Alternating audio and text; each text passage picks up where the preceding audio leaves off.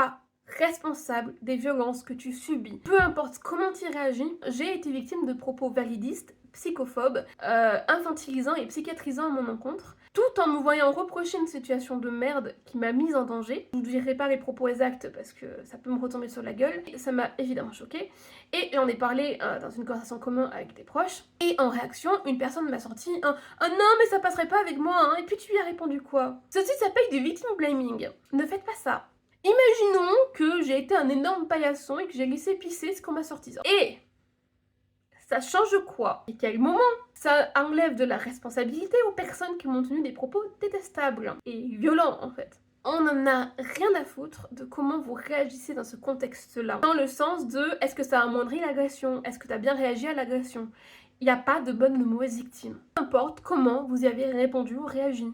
On s'en fout. Si tu fais partie des gens qui font du victim blaming de ce genre-là, même si ça semble innocent, fais attention. Ça a de lourdes conséquences sur nous après derrière. Donc en fait, ça rajoute une violence sur de la violence.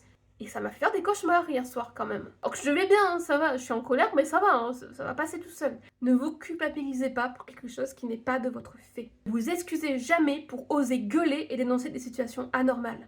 Et si vous ne pouvez pas le faire pour des questions de survie, ne vous en voulez pas non plus. Il y a une différence entre conseiller quelqu'un que de sortir un... Et t'as fait quoi pour répondre en fait? On n'est pas du tout sur la même chose et on charge les responsabilités sur la victime uniquement.